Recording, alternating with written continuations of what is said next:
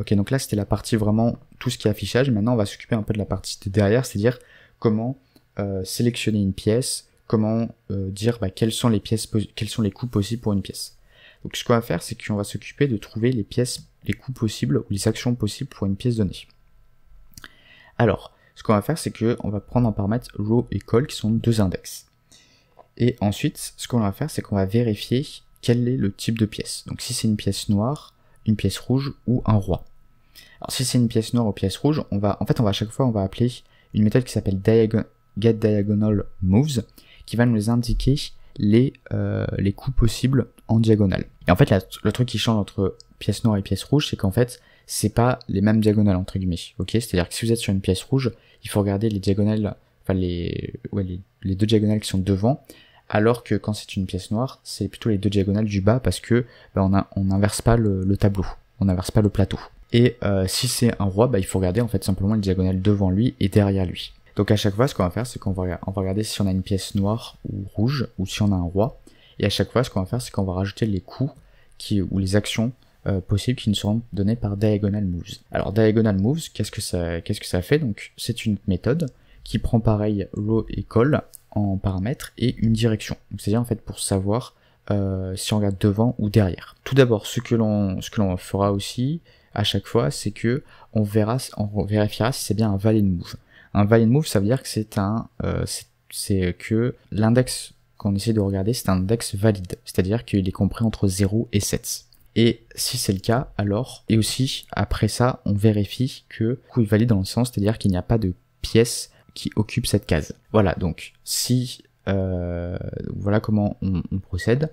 On fait if self.isOnMove row plus direction. Donc ça nous indique si on doit regarder à la ligne d'au-dessus ou d'en dessous, selon en fait si on a juste une pièce qui est rouge ou noire. Et ensuite col plus 1 pour tout simplement savoir pour les diagonales en fait, vu qu'on regarde à gauche ou à droite. Donc ici ça veut dire que on regarde donc si direction c'est -1, ça veut dire qu'on diminue de 1, donc on regarde la liste au-dessus, donc ça c'est pour les pièces rouges, et ensuite on regarde la colonne à droite, juste à droite, donc c'est pour la diagonale qui est à sa droite. Là ensuite ce que l'on va faire, c'est qu'on va regarder si on peut pas manger une pièce en fait, ou capturer une pièce.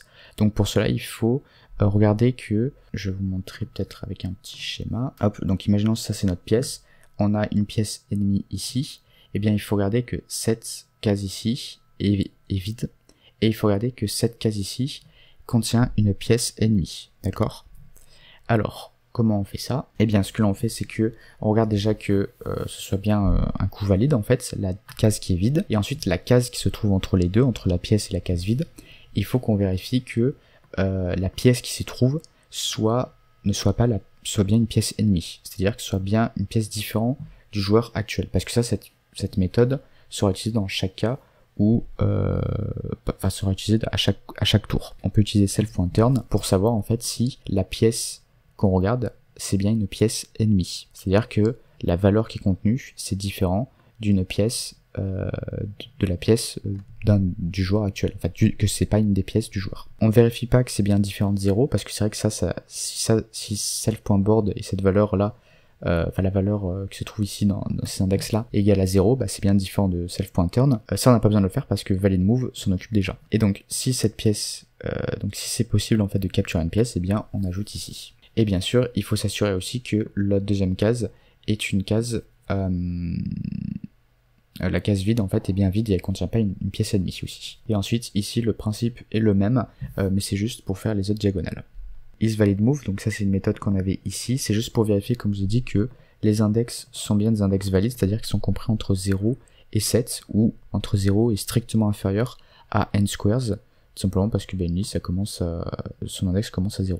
Alors maintenant nous avons une méthode qui s'appelle select, qui sera une méthode en fait très importante parce que c'est pour savoir quelle pièce a été sélectionnée par le joueur. Ok, donc pour cela ce qu'on va faire c'est qu'on va lui donner à nouveau une valeur, deux paramètres, row et col qui seront des index.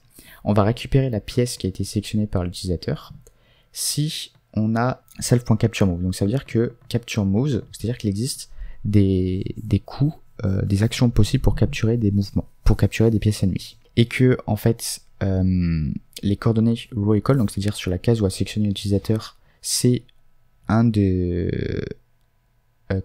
cases en fait où il peut positionner, où il peut déplacer sa pièce. Donc là, ça suppose que la pièce qu'il y a déjà une pièce qui a été sélectionnée.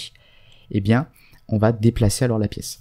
Ça, c'est très important pour pouvoir en fait gérer les cas où l'utilisateur est en train de faire plusieurs sauts. Et je suis obligé d'en parler maintenant parce que en fait, c'est au tout début du code qu'il faut vérifier ça. Ensuite, si on n'a pas de capture move, donc c'est-à-dire que on n'a pas de pièce, on n'a pas d'action possible pour capturer des pièces ennemies, et que c'est bien une pièce, que la pièce n'est pas vide en fait, donc on n'a pas cliqué sur une case vide, et que en plus de ça, donc la pièce elle n'est pas vide, on est bien sur une case avec une pièce, c'est bien une pièce à lui, et bien alors on va pouvoir sélectionner cette pièce.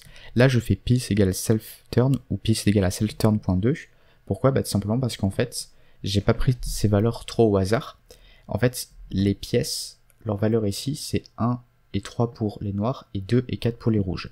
Ça veut dire en fait que pour pouvoir vérifier que c'est bien une pièce à lui, il suffit juste d'ajouter A2 à self.turn qui est égal à soit black piece ou red piece. Voilà, donc si ici on capture une nouvelle pièce et on n'est pas dans le cas où on est si on sélectionne une pièce et on n'est pas dans le cas où l'utilisateur est en train de faire des captures de pièces, donc qui est vérifié ici, alors on va pouvoir sélectionner cette pièce et on va pouvoir regarder les coûts possible que peut faire cette pièce. Et sinon, si ça ce n'est pas possible non plus, eh bien ce que l'on va faire, c'est que on va déplacer la pièce. En fait, ça veut dire qu'on a une pièce de sélectionner et on va la déplacer à l'endroit en fait. Donc on va appeler move qui va nous permettre de déplacer notre pièce à l'index row colonne, donc sur une nouvelle case. Et row call, qu'est-ce que ça fait?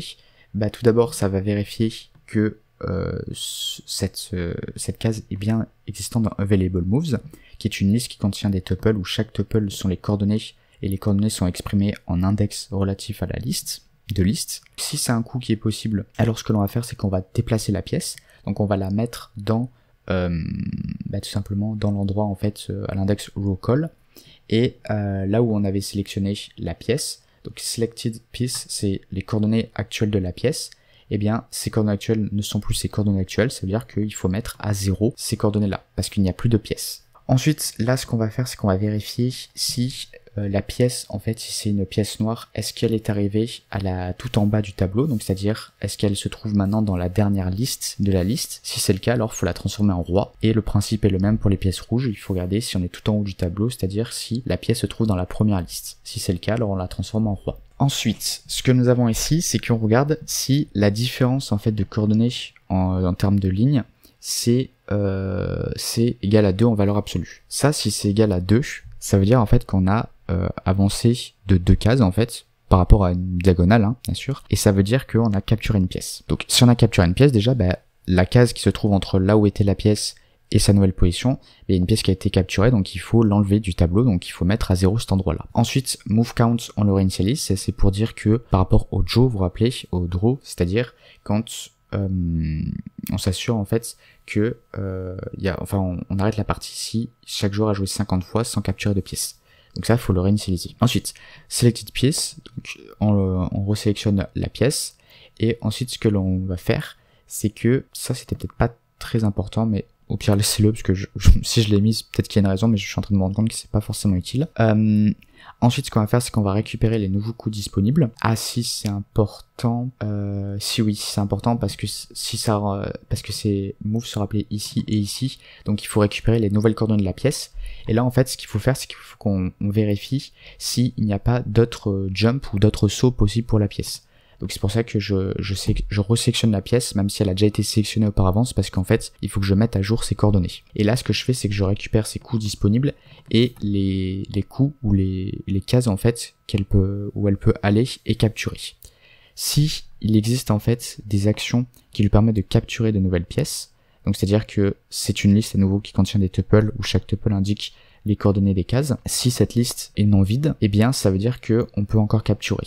Et là, self.available moves, on va le mettre égal à capture moves pour indiquer que, en fait, les seuls coups qu'il peut faire, c'est de capturer une nouvelle pièce, ok? Parce que si on ne le fait pas, ça veut dire qu'on va laisser au joueur la possibilité de capturer, mais s'il y a une autre case disponible, vous savez, imaginez il y a imaginez il y a 2 diagonales, je vais vous faire le schéma, hop, imaginez le joueur peut capturer cette pièce qui est ici, ok, mais il peut aussi aller là, et bien il faut pas qu'on donne la possibilité d'aller ici en coup possible, ou en action possible, il faut qu'on retire cette action-là. Donc pour retirer cette action, tout simplement ce qu'on dit c'est les coups disponibles sont juste celui-là, parce que c'est l'action en fait qui te permet de continuer ton jump, et tu es obligé de continuer ton jump. Voilà. Si c'est pas le cas, s'il n'y a pas de nouveau jump possible ou de nouveau saut possible, alors on change de joueur. On fait change turn qui fait passer le tour à l'autre joueur. Voilà. S'il n'y a pas eu par contre tout ça, c'est-à-dire qu'il n'y a pas eu de capture, eh bien on fait tout simplement change turn. Et si par contre la pièce, si c'est pas dans, si l'endroit où on déplace la pièce, c'est pas un endroit possible, eh bien ce qu'on fait c'est qu'on désélectionne la pièce. Ok, ensuite has capture moves, c'est pas bien compliqué, on regarde en fait si parmi tous les coups possibles, il y a une différence entre la coordonnée de notre pièce et la ligne où on se trouve, si la différence est égale à 2. Ok, donc égale à 2, si vous voulez en vrai je peux vous le montrer, parce que là on est à une ligne en particulier, si on se déplace pour capturer une pièce, donc soit ici ou admettons ici, vous voyez qu'il y a une différence de 2 lignes à chaque fois. Ok, une ligne ici, une deuxième ici. Pareil, si on est dans ce cas-là, une ligne ici, une deuxième ligne ici. Ensuite, change turn. Change turn, c'est pas bien compliqué. Si c'est au joueur rouge, eh bien, si c'est au joueur noir, si c'était au joueur noir, on change et on met la valeur red piece, donc pour changer de joueur, pour dire que c'est au joueur rouge. Sinon, ça veut dire que c'était au joueur rouge, le joueur rouge a joué, donc maintenant c'est au joueur noir. Et on enlève selected piece pour dire il n'y a plus de pièces sélectionnées. On enlève aussi, on reinitialise available moves pour dire maintenant, on enlève les coups qui étaient possibles. Move count c'est un incrément de 1. Et self move count c'est pour super égal à 100, c'est pour vérifier si on a un draw ou pas. Et on a aussi check winner. Et check winner, donc si c'est évalué à vrai, eh bien il faut dire winner est égal au joueur noir si le coup est rouge. Sinon rouge. Ça veut dire que c'est pas au noir, c'est pas au rouge, c'est au noir. Voilà, tout simplement. Ensuite, check winner, comment on fait ça? C'est pas bien compliqué, il y a deux grandes choses. Tout d'abord, vérifier que un des joueurs n'a plus de coups disponibles. Et ensuite, le truc, c'est de vérifier que si un des joueurs n'a plus de pièces. Alors, ce que l'on fait, c'est que on va récupérer toutes les pièces ici, ça ce sera pour la suite. Ce sera pour vérifier en fait ici si dans on met ça de côté, d'accord. Ce que l'on fait c'est qu'ici on va faire une liste qui va contenir toutes les valeurs en fait contenues dans self.board, donc en fait ce qu'on va faire c'est qu'on va faire une grande liste qui va contenir toutes les valeurs de nos listes de listes. Et en fait ce qu'on fait c'est que si dans cette liste qui s'appelle pièces ou pieces, il n'y a aucune pièce noire, eh bien ça veut dire que le noir n'a plus de pièces, ou pareil, même truc pour le rouge. Et ça pour vérifier s'il n'y a plus de pièces noires, donc soit pièce noire ou roi noir, eh bien on fait any, et ça va vérifier s'il existe une des valeurs dans la liste qui est égale à black piece ou black king, ok. Donc, ça va nous renvoyer vrai si il existe au moins une pièce qui a, au moins une valeur qui est égale à black piece ou black king.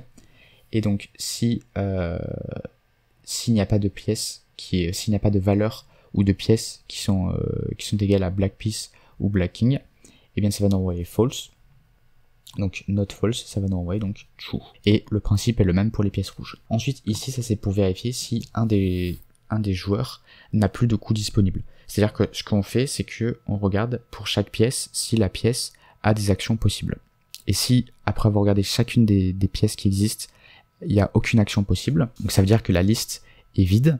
Si la liste est vide, alors eh bien il y a un gagnant, c'est l'autre. Et ensuite on a la méthode run, qui est la toute dernière méthode, c'est la méthode qui sera appelée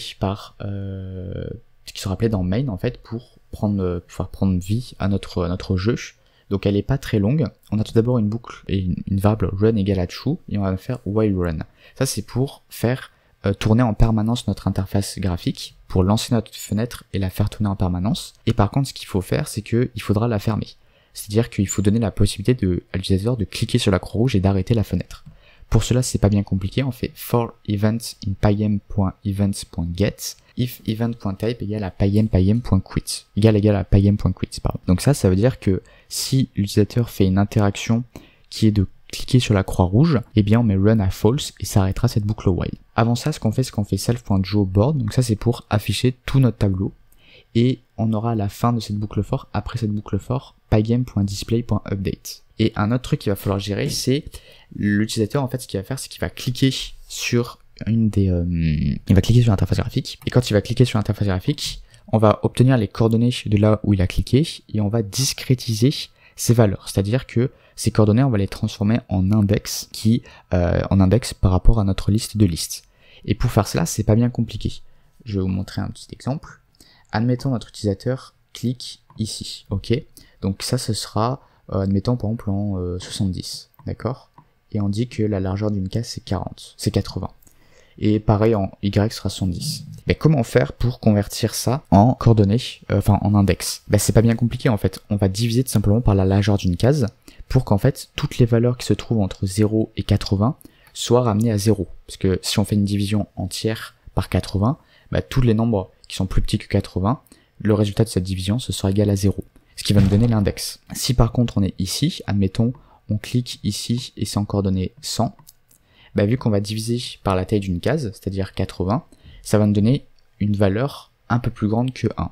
Vu que nous, on fait une division entière, c'est-à-dire qu'on garde que la partie entière, eh bien ça va nous donner exactement 1, c'est-à-dire l'index qu'il nous faut. Et bien c'est exactement ce que je fais ici, c'est que je regarde si l'utilisateur clique avec sa souris, donc on fait ça avec event.type égale à pygame.mouse button down, et ensuite ce que je fais, c'est que je fais xy pygame.mouse.getPose, c'est-à-dire que j'obtiens la position en xy, je récupère la position de là où a cliqué l'utilisateur. Je stocke d'abord la coordonnée x dans une variable x et la coordonnée y dans une variable y. Et ensuite, je discrétise en faisant comme ceci, et je fais self.select, qui est donc la méthode qu'on avait vue auparavant, qui permet ensuite de dire, est-ce que l'utilisateur a sélectionné une pièce qui est valide? Est-ce qu'il a déjà sélectionné une pièce? Oui. Donc s'il a déjà sélectionné une pièce, est-ce qu'il a cliqué sur une case en fait qui est une action permise, qui est une case valide en fait, qui est une case où une des actions qu'il peut faire est valide, oui, non, etc. Et voilà, et le jeu est donc à présent terminé. Donc comme j'ai dit, il est pas trop compliqué, c'est peut-être un peu délicat si vous en avez jamais fait, mais vous voyez que on a réussi à terminer ce truc. Donc comme d'habitude, si vous avez des questions, n'hésitez pas à les laisser dans les commentaires, j'y répondrai. Et moi sur ce, je vous dis portez-vous bien, il y a une prochaine, salut.